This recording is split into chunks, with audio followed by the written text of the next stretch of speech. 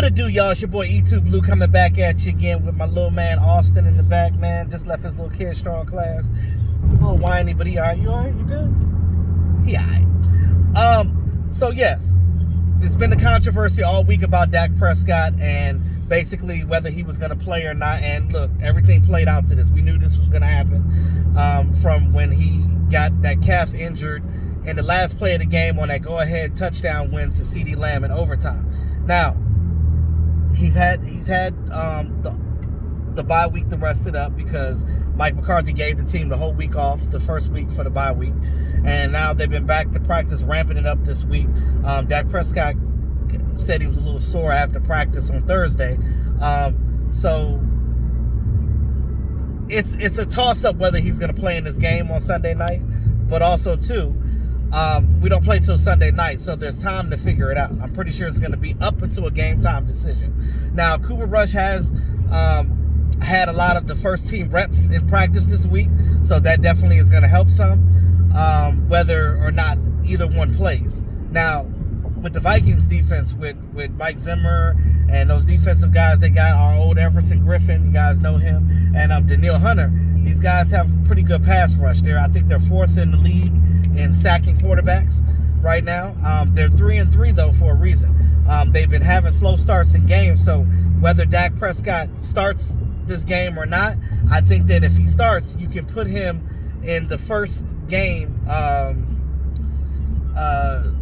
Even if he plays the first half and he starts getting a little sore, take him out of there. He can get up 14 points, and then you can put Cooper Rush in to finish the game. Now, Cooper Rush may not have the same rapport with the receivers that Dak Prescott has, but he definitely has a rapport with those tight ends like Blake Jarwin and Dalton Schultz. So those are the safety blankets. Look for a big game for our tight ends this game, definitely.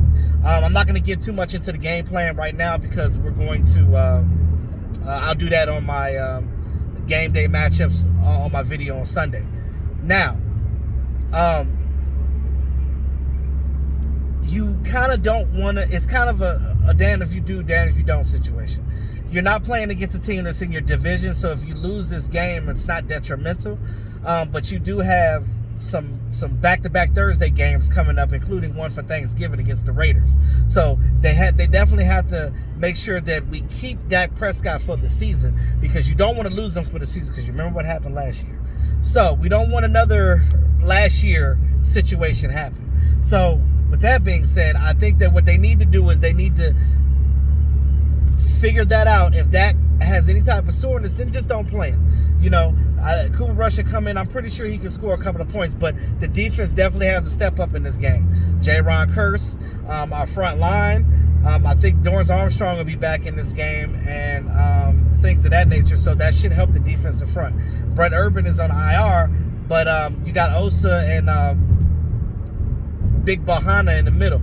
So these guys definitely got to stop the run with Dalvin Cook. If they can neutralize the Vikings running game, and if our secondary guys can get some interceptions, again, I see Pick City, because remember, Kirk Cousins, even though he's with the Vikings, he's playing better on the Vikings, but I think he's playing better because of the way their offensive coordinator is setting him up. They're setting him up to play better. You know, we know that Kirk Cousins, he's a decent quarterback, but he's not top tier. So he's going to make some mistakes. Pressure him, get him to make mistakes, get the interceptions, and I think that if this defense plays above what Cooper Rush can do, and Cooper Rush can still score a couple of points here and there, and you neutralize your team, you can still win the game. With our offensive line, we talked about our offensive line. Lyle Collins coming back from a suspension.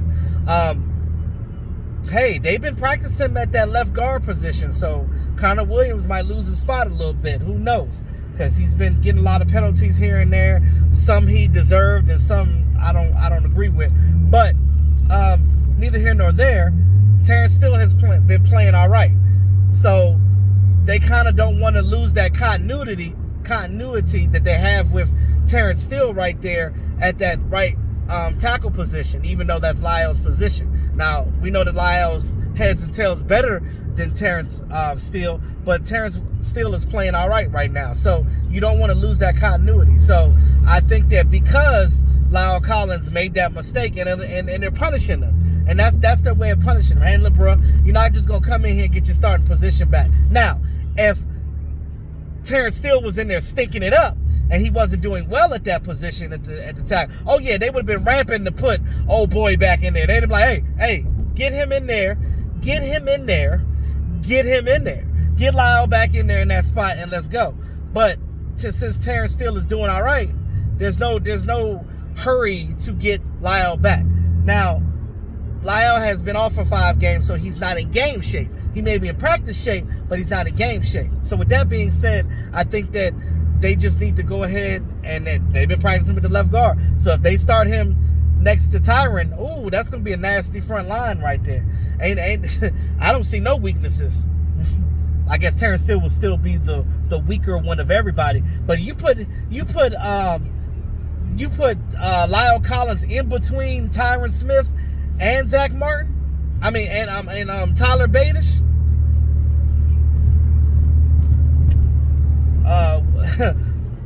Look, I'm just gonna say Cooper Rush gonna have all day to throw the ball if he's in there. So I think that we can still win this game, but we'll talk about that more.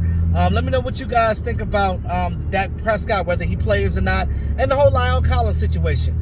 Whether you think that Lyle should have took Terrence Steele out and let him play, or what. I think I agree with the decision that they made. You got to let him, because Lyle embarrassed himself, he embarrassed Dak, and he embarrassed his organization by what he did. So he's got to learn from his mistakes. Even though he gets paid a lot, you still got to learn from your mistakes, bro. You can't be doing that. So with that being said, y'all, you just have an expensive backup, in my opinion. So we'll see you tomorrow when I do my matchup videos. It's your boy E2 Blue. Like, share, comment, and subscribe to the channel. Make sure you hit that notification bell so you know when I'm making content. It's your boy E2 Blue. Always keeping it real. Talk to y'all soon. Peace out.